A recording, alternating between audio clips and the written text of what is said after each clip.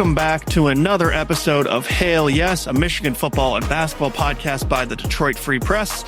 I am Andrew Burkle, of course, joined by our Michigan football and basketball beat writer, Tony Garcia. And Tony, we said this game was going to be a pendulum swing game no matter what. And it certainly was. And I don't think it necessarily went in the direction that we thought it might go. Yeah, no, I mean, not to the direction that it went. Didn't do well in the picks last week, but the only one that I got right, much to the dismay of everybody listening to this podcast, was the USC-Michigan game. I mean, you could see a path for USC to victory. I did not see a path to USC manhandling Michigan on both sides of the line of scrimmage, looking like they had better skill position players on both sides of the ball. And yes, of course, you can say Michigan lost Justice Haynes. Well, USC lost Waymon Jordan. They were both their number one running backs. And USC was without 5 of its top 6 running backs on its roster. King Miller, who ended up running crazy, was a former walk-on. They also did not have a stable people. They were missing, I think, a starter on the offensive line as well. I mean, it's football. There's going to be injuries that happen, and we'll get into it a little bit more, but this is the first time I felt it felt like Michigan got their lunch money taken. This was not like Oklahoma was a bad performance, but you could understand. I mean, it's Bryce's first true road start. The defense still played well against someone who felt like a Heisman contender at the time. And if Mateer wasn't hurt, who knows, right? Obviously, he didn't look great against Texas, but he clearly rushed back from a thumb surgery injury to play in that game. You could sort of write that one off. But this one, it feels like some flashing yellow lights. There were some real warning signs in this game.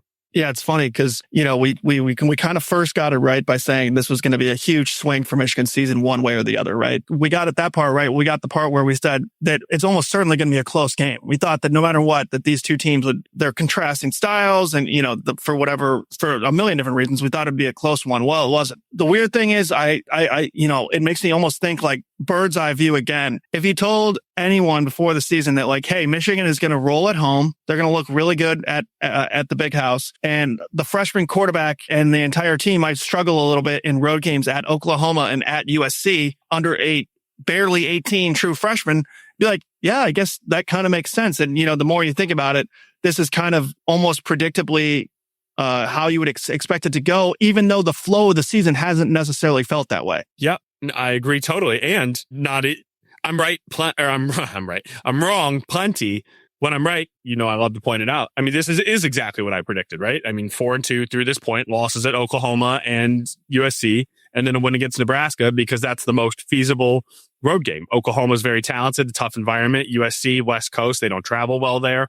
So you can see a lot of this, right? I mean, and back at the time, there were questions. I mean, they lost Colston Loveland, they lost Mason Graham, they lost Kenneth Grant, they lost Josiah Stewart, they lost Will Johnson, even though Will Johnson only played barely half the year last year. But I mean, they lost Makari Page, they lost Quentin Johnson, they lost Wesley Walker, they lost Amir Hall. I mean, they lost a ton in the secondary. They lost Khalil Mullings, they lost Donovan Edwards, and I mean, their running back room is better now, but it's just there's a ton of turnover. Right? It's not just as easy as plug and play and next guy up, as much as they love to use that line, and all football teams do. It takes time, especially a scheme like Wink Martindale's that is an NFL style scheme. And you got Jaden Sanders, true freshman, trying to start in a very high level system, right? You're moving Jayshon Barham from linebacker to edge. You got all the defensive backs, all really summer and fall camp long. They kept talking about these interchangeable pieces and how they're moving guys to nickel, to outside. Some guys are playing corner. I mean, they had Jair Hill taking reps at nickel during the offseason camp. In what world was Jair Hill ever going to play nickel, right? I feel like you just took reps away from other guys, and he wasn't just honing his craft, which he's the CB1. That's what he's going to be. That's what he was always going to be. And then on the other side of the ball, Chip Lindsey's a new face, right? That is a new style. I mean, they're running way more outside zone than they ever have before in the ground game. And that's a new blocking scheme. I mean, Jim Harbaugh was hat on hat, man on man, we are going to just run through you. It was pretty old school, down and dirty. It's more of those outside stretch plays, and then it gives the running back 3 options, right? You can extend it around the line. You could put one foot in the ground and take the designated gap, or you can hit the hard cut back and run against the grain. And guys are learning how to block this up. And then you have a young freshman in Andrew Marsh breaking in. I mean, you mentioned it, obviously. Whoopsie, bang my microphone. I'm getting excited. I mean, Bryce Underwood, obviously. I mean, and his story is kind of hard to write right now, right? Because the numbers clearly are not good. I mean, if you had told anybody that halfway through the season he was going to be dead last in the Big Ten in completion percentage and tied for last with an Iowa starting quarterback, Mark Gronowski, with 5 touchdowns, I mean, everybody would have been like, either no way, or the sky is falling, or like, you must be a Buckeye saying that, right? Like how else could you like get your mind to that point? But you said it. I mean, there are growing pains.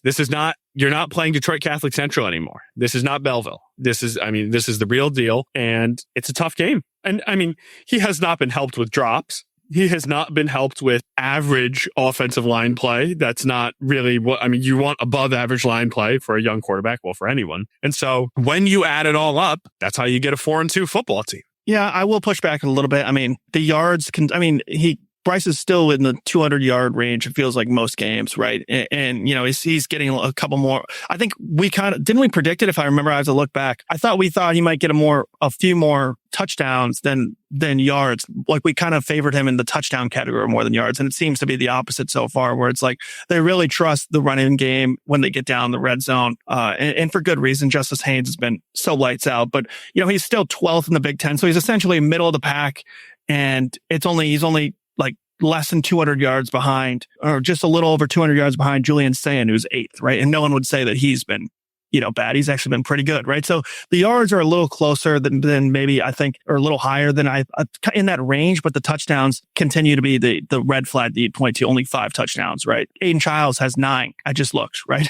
I mean, that's a pretty low number. But that's also the problem, right? And I mean, I think we saw it rear its ugly head this week. There have been times where Michigan will move the ball down the field, and then he takes this. I mean, this game in particular, I'm not saying at all this is all on Bryce, but Michigan has moved the ball and then at times failed to capitalize, whether it's missed kicks by Zavada at times that were uncharacteristic. Or earlier in this game, Bryce, I mean, he took a sack. So they had it 3rd and 4, right? Marlon Klein, false start, 3rd and 9. Then on the 3rd and 9, a free blitzer off the edge, and Bryce Underwood tries to out athlete him, which he's been able to do against everybody his entire life. But this is the Big Ten. If you see a pressure like that, you either have to have a hot receiver and throw right into where the pressure is coming from, because that's the vacated spot on the field, or you need to throw it over the first down stick marker into the second row of the stands. You cannot take a sack and get knocked out of field goal range. And then the other knock from this game was the other, I think it was also 3rd and 9 again. He forced the ball to Donovan McCulley. You can say that, it was a pretty borderline pass interference. I don't have any problem saying that. I mean, I think it was, but it also was a bad throw. It was a forced play, and it was an interception. And 2 times, either in the red zone or near the red zone, and you come away with no points. It's just killer. It's just killer. So yeah, he's moved the ball very well. And this is not just on Bryce. I feel like now I'm making it sound like it is on Bryce. I wrote a piece yesterday on freep.com. No, I'm not getting that vibe from you. I'm not getting that vibe. Good. It's just, I'll finish that thought. I wrote a piece on freep.com about just sort of grading Bryce at the midway point, what's worked, what hasn't, and spoke with his private quarterback coach who, I mean, I really liked a lot of things he had to say. He's like, I'm never going to just wave my pom-poms for Bryce. Like, we're not here to be cheerleaders for him. We're here to help his development, to see where he can get better, to watch with a critical eye. He's like, at the same time, he's like, are we allowed to say ass on here? I think we are. He said, like, this is a grown ass sport for grown ass men. Catch the football. I mean, he has not been helped by drops. There's no question about that. And there has been bad blocking, but at the same time, he's still learning the ropes. And so there's plenty of blame to go around. We haven't even got to the defense against USC. And that was the worst part. Yeah. And I think that what I was kind of touching on, and then about all the different moving parts, right? Where it's like,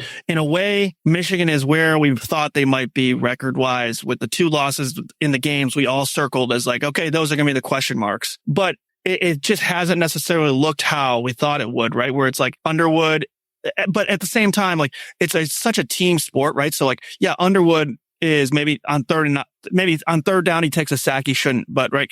But you touched on how Michigan hasn't been dominating on the lines like you would have come to expect. So before we move on to the next topic, I wanted to come back to that because you are our offensive and defensive line expert on this podcast.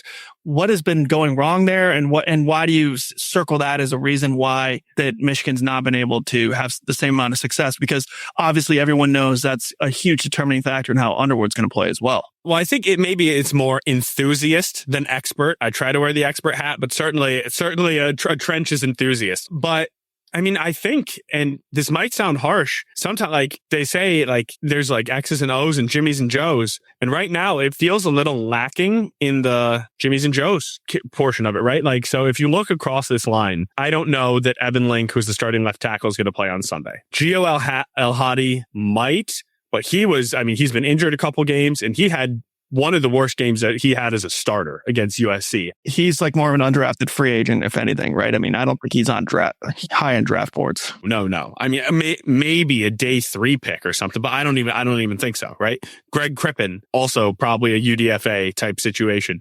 Then you go to the right guard, whether it's Jake Winera, Nate Afobe, Brady Norton.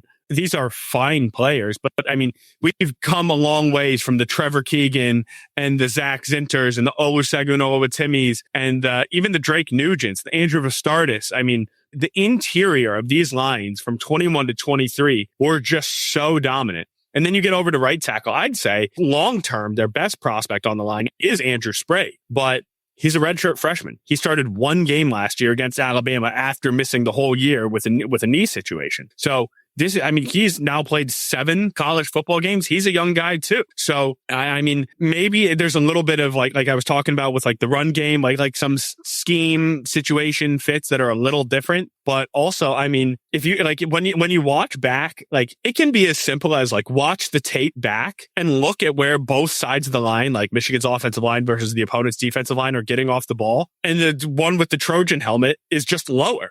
Right? Like sometimes it is that simple. Low man wins. And that's, I think, what a lot of what Michigan is talking about when they're saying, no, we got to get back to our technique. We're not relying on our fundamentals. I mean, it's frustrating as hell.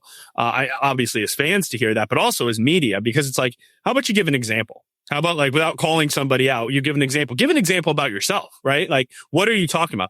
Anybody can say that any day of the week. Yeah, like I just got to get back to the fundamentals, got to get back to basics, got to work hard, got to make sure we bring the energy. It's like, well, thank you. We're well aware of that. What does that mean specifically? And there haven't been a ton of specifics. And so it leaves it open to interpretation. So that would be what I have to say about it. I don't know if you see something differently. No, I think you're spot on. And it's just not the level that we've come to expect from Michigan the last few years. But with, at the same time, this is the same line that, 280 yards rushing against Nebraska. Like they're capable of putting on a clinic, right? So I think we're maybe seeing it more so in the inconsistency department rather than like inability to block, plain and simple, right? Inconsistency is a death knell in football, right? I mean, you can't in basketball. You can be inconsistent. You can go, 4 for 24 on 3-pointers and then win the next game by going 15 for 30. Right? Football does not allow for that level of inconsistency, especially on the lines. So maybe that's just what we're seeing is a level of inconsistency that is a product of some of the dudes who are on the line right now and where they're at in the development track or just a Jimmy's and Joe's situation, Nope. I agree totally. And a guy like Andrew Babalola, I mean, he would have been another freshman starting, but you lose a 5-star, just freak of nature tackle. That hurts the depth, right? Like it's just, I would have maybe expected to see, it's not like Sprague and Link have been like such liabilities, like respectfully Link was a year ago on the right side, where it's like, I mean, somebody else has got to get in here. So I'm surprised Blake Frazier hasn't gotten any run, but I don't know that it hasn't. You said, I mean, it's not that any one player has been particularly bad. It's that it's just been so few and far between that all 5 of them are gelling at the same time. Yeah, I mean, even Greg Crippen, like we were circling him for some of those massive blocks he was throwing to loosen up Justice Haynes for some of those big hit home run shots, right? Earlier in the year. And Nebraska had a great game. Yeah, Nebraska, right?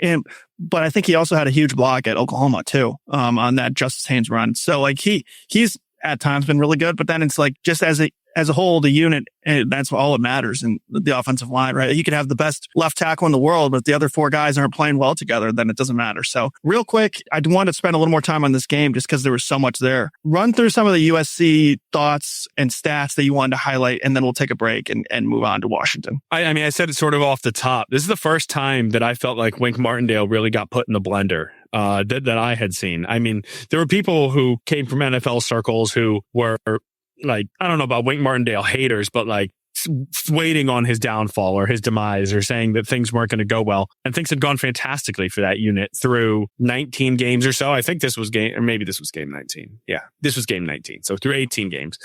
This was the worst game I've seen them play. And even though they gave up 38 last year against Oregon, I mean, that was Oregon. That was a top team. And USC has a very good offense, but it was just the way that it looked was just nightmare fuel. So the tackling, obviously horrendous, 14 missed, which was the worst all year. But this was the first time where it felt like they got out schemed. Like I said, I mean, they were like, Michigan was running exotics and pressures.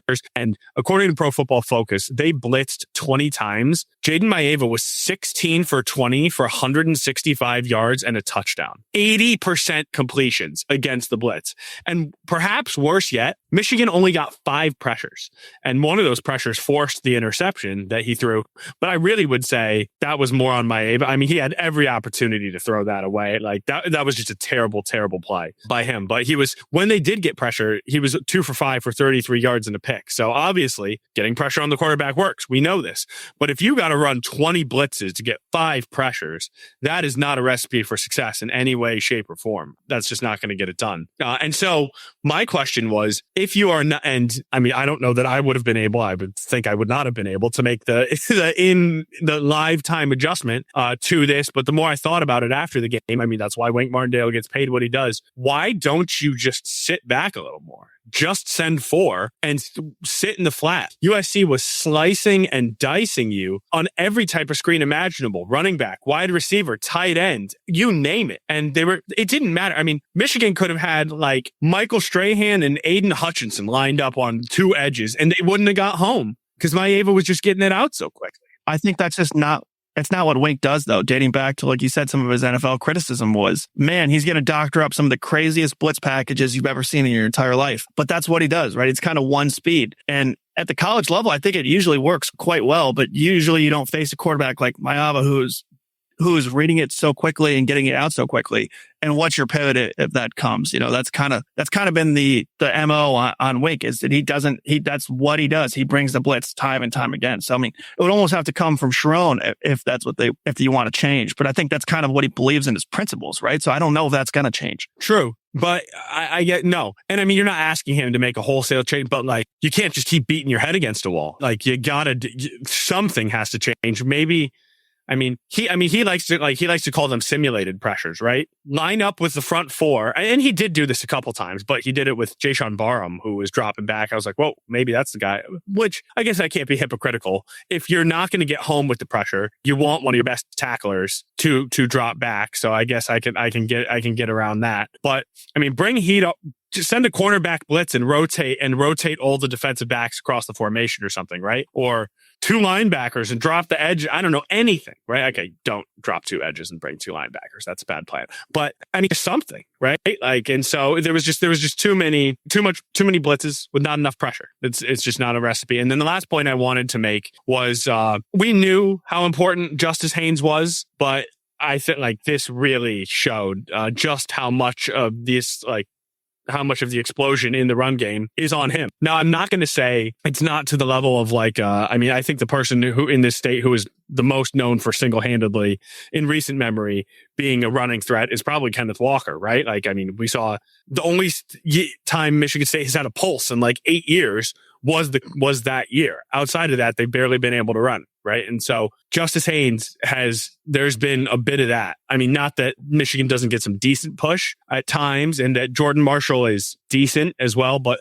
14 carries for 68 yards is not great. It's fine, but that's a little less than 5 yards a carry. Justice Haynes is averaging like 7 point something, like 7.4. And he's due for a 40 or 50 or 70 yard carry every game, literally every game. And so they got to hope he's back. Sherrone said he is questionable for this Washington game. I'll leave that for the Washington preview. And that shows us a little bit, like we talked about with the inconsistency from the line, right? Where it's like Michigan has, there should not be that big of a drop off between Justice Haynes and whoever's behind him at Michigan, where you're recruiting among a handful of the top running backs year in, year out from the high school ranks and from the transfer portal ranks, right? Like Michigan should always have enough depth where there's not a fall off at the running back position like that. So I think it shows that Haynes is a spectacular enough player that is propped up this run game to a certain degree. So we'll get to that on the other side. Go ahead. You want to add one last thing? Savion Hyder coming in next year. I mean, he is the real deal. He is the real deal. Assuming they hold on to him, obviously. That'll help. Does Haynes have eligibility left? I should know that, but it's so weird. He does. He does. Okay, we'll see. And who knows? And college football running back rooms are among the most transfer portal heavy in the sport. So who knows? Anything can happen with that bunch. And, but we'll get to all that on the other side here. We'll take a quick break and have a Washington preview in just a second.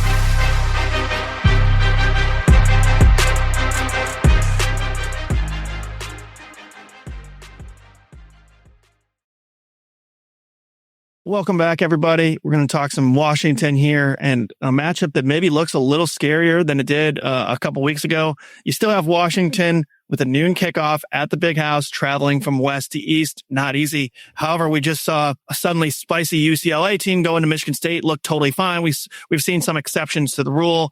Washington beat Maryland on the East Coast earlier this year, so it can happen, but certainly something that will be very talked about throughout the week. More specifically, it's an offense that has some big playmakers, right, Tony? Yeah, they do. I mean, Washington sleepwalked through half that game against Maryland. They were very fortunate to come away with a win. They scored 21 unanswered in the fourth. It was like 20-3. But found a way to do it. Yeah, no. Credit where credit is due. And it's because of those playmakers, right? And if you remember a few weeks back, I mean, I picked Washington against Ohio State. Also, I realized I'm 0-3 picking against Ohio State in our picks this year. Maybe I should stop doing that. Good omens for the Michigan-Ohio State game that you seem to flip back and forth on, right? Yeah, you just never know. That one's 6 weeks away. We said that last year, right? I mean, there was no way that Michigan team was going to go into Columbus as 20-point dogs and win. So no, I was just laughing because you famously said you're like, I'm not picking against Michigan anymore, and then picked against them, and then so we'll see. Lots of time left. There's time. We can harp on all my stupid decisions all day long. That would be a long podcast. But Washington, Damon Williams Jr., stud quarterback for Washington. This guy's completing like 74% of his passes, 10 touchdowns, 1 interception. I mean, Bryce Underwood's thrown for 1,200 yards. Williams has thrown for more than 1,600 yards. So like an additional 400 yards. It's like 75 more a game. That's really notable. And he is a major threat on the ground. He's run for almost 400 yards and 4 touchdowns in 6 weeks, right? So 75 yards a game, give or take, 70 yards a game. And actually, I guess through 6 games, that would be closer to like 65 yards. Anyways, I mean, the point is like, he is a legitimate threat. He can really do it all. And it's because he has an elite wide receiver in Denzel Boston, who feels like he's been there forever now. But Boston is a fantastic, like, I would say maybe top 5 wideout in the Big Ten, like really seriously good. And then Jonah Coleman, I believe the younger brother of Tevin Coleman, and maybe his cousin, but I'm 95% sure they're related. If they're not, maybe we can edit that out. But I'm pretty sure they are. In any event, Jonah Coleman is also super electric. I mean, Sherrone Moore was talking about how they can pass it, they can run it. Coleman has 11 touchdowns this year. I think he leads the Big Ten in that. More than 500 rushing yards, averaging 5.5 yards a carry. Like he's legit. And that's why they're number 17 in total offense and top 30 both in the air and on the ground. That's a balanced offense. And of course, there is more than just that, but those are like for sure the names to watch for. Quick Google search. I'm not seeing any relationship or relation between Tevin and Jonah, but it sounded good. I don't know where I heard that. Well, they have the same last name, right? And they play the same positions. So I get it. We all make we all make relation mistakes sometimes. You don't think somebody's related, they're not. But anyways, he's still really good. Doesn't change how good. Maybe I just told myself that for like the last 2 years, and I was just rolling with that. That's why you double check. Yeah, exactly. Hey, we got IT on it. Got a quick check and can confirm via AI. I guess if they had some type of third cousin or second cousin family connection, the AI is not saying so. So the AI overload lords are saying no relation. So I think that this is kind of a would you say it's a bad matchup for Michigan as far as some of the elements that Washington can bring to the table? It reads to me as such, but obviously you're a little bit more boots on the ground on that. Yeah, no, stylistically, I mean, they're different schematically than an Oklahoma, than an Oregon. I mean, Oklahoma, they have a mobile quarterback who's capable of throwing, but likes to run. USC, did I say Oklahoma, or what was the other team I said? Did I say USC properly? Now I'm so rattled. No, you haven't said USC yet, Al. Okay, Oklahoma or USC. I'm just so rattled by this Coleman thing. So they're not like Oklahoma with Mateer and that. And what's the receiver on Auburn's name? Coleman. What's his name? Coleman on Auburn. Is he also related to him too? No, I'm cutting my losses. Yeah, hey, Keon Coleman, distant cousin, right? Yeah. They're also Cam Coleman on Auburn. He's related to Keon as well. Yeah, it's a really athletic family. It's all one big family. This Coleman family, but. So just because they're different schematically, but they're similar in their like high-powered offenses. They like to spread you out. They are happy to run the ball. Oklahoma sort of had to manufacture its run with the quarterback, right? Because they weren't running it very well with the running backs.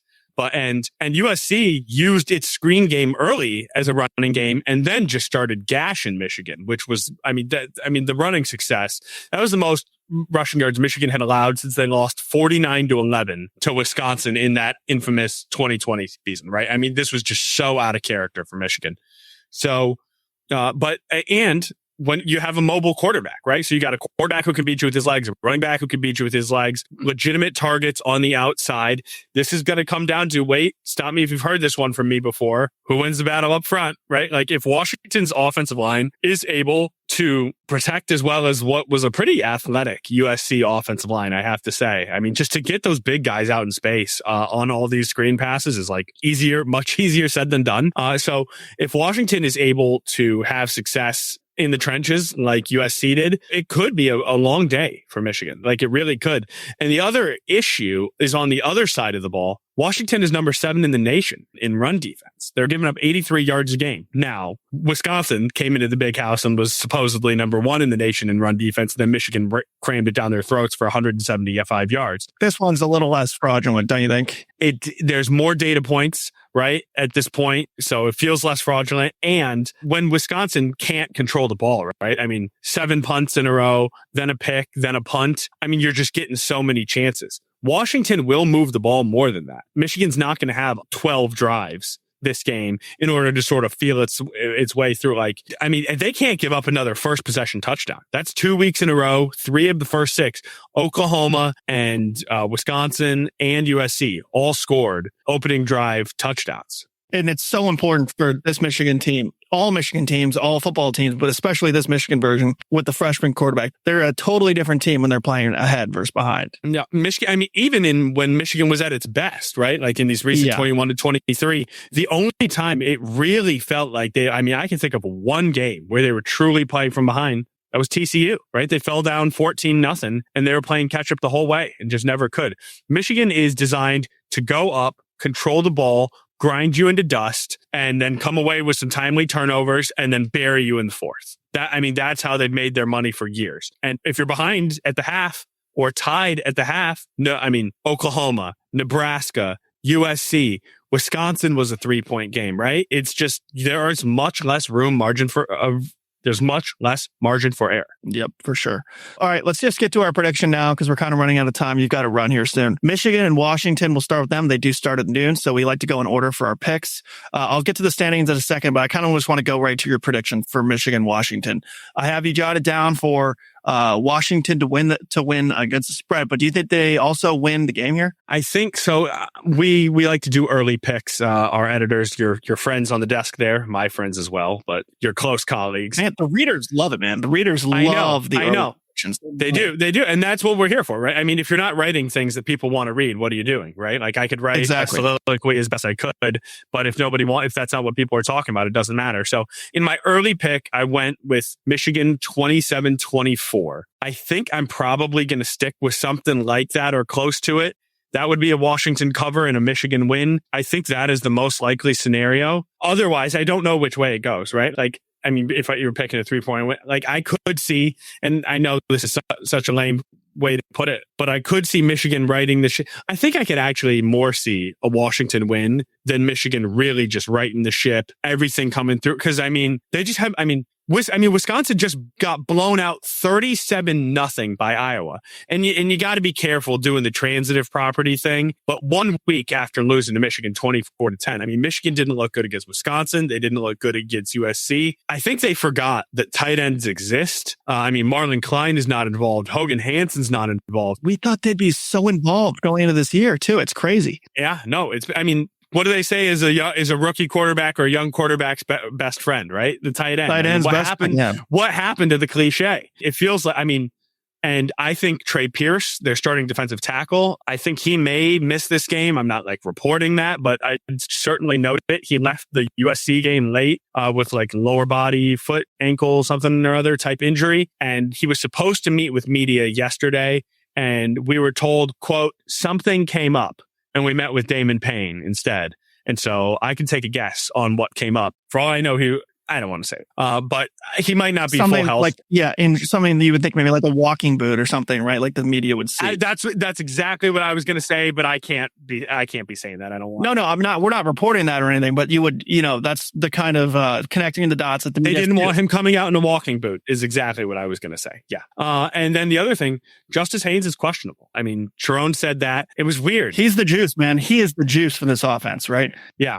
Yeah, and if there's no Justice Haynes, it's that's a tough sell. It's a really tough sell. Or even limited, right? Even if he's not 100%. Yeah, I'll take 80% of Justice Haynes over 100% of most backs. No, but I'm just saying it's a difference, right? No, I wasn't disagreeing. I was saying like I think they would take it, right? Like if he can go, but Sherrone was like, yeah, like maybe he could have gone in the second half, but like we always like to protect our student athletes. Is like why'd you say that? If he could go, shouldn't he have played? Or your season was kind of in the balance. Dan Campbell operates under that all the time. Like he'll shut guys down who are maybe like, hey, they could get back out there, and they, like all the time, and they don't come back out, right? But you just kind of keep that to yourself, and you talk around. You don't say, oh, he could have been back out there. You just leave that out. Because it doesn't help anybody. And it's a much longer season in the NFL. You are playing to get to the playoffs. In college, playing to get to the playoffs, you get 2 losses. That's the second one. Like that. That's why Taylor Decker's been out the last couple of weeks, right? They're like, let's try to sneak a few weeks. The Lions learned last year. You need health at the end of the season. I don't want to derail on the Lions, but it's football is football, right? And the principles stick. No, I could feel I was about to derail. So I was keeping yourself up. Good check. No, I'm totally in the exact same boat as you. And I think the most perfect thing that you said in that was that you can kind of see a Washington victory more than Michigan totally righting the ship. I still think if I had to pick it, I would, like you said, right around that 2.5, 3-point range for Michigan, but 6.5 just feels like way too many for me. So for that reason, it's a pretty easy pick for Washington. Now, if I was picking this game straight up, it'd be a lot tougher. So I think I would go with Michigan to win and Washington to cover. But 6.5 is, I thought, I wouldn't be surprised to get if that goes down a little bit by the time that the game starts. Maybe like 4.5, 5.5. It opened at like 3.5. It's just been climbing. So yeah, yep. Or maybe 4. Maybe it was 4 on Circle, but it was 3.5, though, right? Sometimes it does like start at a line, go way up, and then come back down. So we'll see. We'll obviously be monitoring that. Well, let's buzz through the rest of our picks here. USC at Notre Dame, obviously 2 teams that Michigan fans follow very closely, a game that happens every single year. And USC, despite an impressive victory over Michigan, is still a 9.5-point underdog at Notre Dame. Is that too big of a line? Or are we getting suckered on this one? What's going on? Oh my God. Call me a dum-dum. I am getting suckered so hard right here. I can't believe it. I know I'm walking into one, but The backdoor cover is open. Like Notre Dame is going to win this game. USC, it's really hard. I mean, up-down theory really more applies to the NFL, but it is so hard to bring the juice. USC brought a ton of juice to this home game. Now you got to travel to South Bend. Might be some weather. I really wish I knew a little bit more about the weather because that could really limit what USC likes to do. But I could see a situation, 17-point game, 4 minutes left. USC drives down. They take a play out of the old Sherrone Moore playbook. Got to go for 2. Bang. 9 points. Cover. 31-22. So it's going to be an ugly one. There's going to be a grimy one. And really all you need, just go up 7. Go up by 7 at some point and you're probably good. And so either you get an early lead or the back door's open. I just think that's a lot of points. I'm sure I could feel my head like, is this a cave? And it's just a bear trap and just clamps down. I mean, I know. And sadly, I got to check it out. I got to see what's in here. There's like one of those cartoon sandwiches in there from like what was the bear show of I don't know why our audience is probably like so embarrassed. Like, I don't know who, you know what I'm talking about though, like the big juicy, like 4-layer club sandwiches that they have in cartoons. Yeah. Yes. That's what's bringing us both in there because I'm in the exact boat with you for 2 picks in a row now, which makes me feel a little bit nervous, but I think Notre Dame wins this game. I think USC covers. And, I think but what do we do with this USC team, man? If they crush Michigan State, they lose to Illinois. They beat Michigan, then they go on the road and lose to USC. It's like, what do you do with that team at the end of the year? And they're going to be right in that really dangerous college football playoff zone. And they still have Oregon. So if they beat the Ducks, I think they're probably in. But man, that is an interesting team that's got some good wins and some interesting losses if they lose that one. Yeah, I mean, I think that they can afford one more loss, right? I mean, if you lose here to Notre Dame, you got to beat Oregon. If you beat Notre Dame, you knock them out of the playoff. And then if your 2 losses, if you look up and your 2 losses are at Oregon, I don't know if it's away, but against Oregon, and then at Illinois, and Illinois' only losses are Ohio State and Indiana, which might be the 2 best teams in America. I don't know, pollster. I mean, it's unfortunate that I lost my AP vote at times. I didn't lose it. Our company unaffiliated from the Associated Press, so I was no longer allowed to participate. I want to make that clear. Nothing you did. You didn't get a timeout. Yeah, I didn't get fired. But because sometimes I just want to wrangle some of these people in. How is Illinois not ranked? How is Illinois? Imagine if that was an SEC team and they had lost to like number 1 Georgia and number 3 Texas, like back in the day, or number 3 Bama. And then it's like, oh, you're 5-2 and you're unranked because you lost to 2 top 5 teams. In the SEC, that team would be ranked like 12th. I mean, it's just the hypocrisy of it all is really maddening to me. Washington's only losses to Ohio State. I mean, there's other teams like Vanderbilt has beat nobody. They're 17. Yeah, if Georgia had beaten Washington in conference play, 24-6 or whatever that score was, and Washington would be easily higher, in the top. They'd be 19 right now. Yeah. Yep, no doubt. Okay, speaking of the SEC, most of the good games this weekend are in the Southeastern Conference. We're only going to do 2 of them because that's all the time we have. And ironically, both games have the exact same spread. So we'll start with Ole Miss at Georgia, where the Bulldogs are a 7.5-point favorite. Tony, who do you like in this one? You're going to watch my hypocrisy at its best coming soon, and I got to wrap this up. So Ole Miss 7.5. Last week, I hate 7.5. It feels like they're daring you to take the points. Last week, I didn't take the points, and I should have taken the points with Indiana. And so I'm just gonna grit my teeth and hope they keep it tight. Georgia's offense is really not great. It's fine. It's not great. I think Ole Miss can keep it close. Yeah, I'm going on the other side of the coin here. I just think that Georgia will be in control of the game, and they've lost a couple times where they've been on, just on the wrong side of the cover. Tennessee was one of them, ironically, where they ended up winning the game, but didn't cover. So I think that I like Georgia to control the game here. I think they're slightly more talented, maybe not on offense, but certainly on the defensive side. So I think I like Georgia to cover this game. And last but not least, Tennessee at Alabama, where, like I said, Crimson Tide are a 7.5-point favorite. They're really putting us in a bind here, Tony. I know, and all I do is make the wrong decisions in my life. The Tide are rolling. The Tide are rolling. I think, I don't know what else there is to say. Ty Simpson is a Heisman candidate. Jam Miller, there are a few people I'd rather tackle less. I will take the fighting Kalen DeBoers. I'm betting on unpredictability in the SEC this year. That's all we've seen. Teams are, one team will be one, the next team will beat anybody. It seems like for the first time in maybe our lifetimes, really. There's a lot of unpredictability in the SEC. So I'm rolling with Tennessee to beat Alabama because some of these waves back and forth this year have just been so up and down.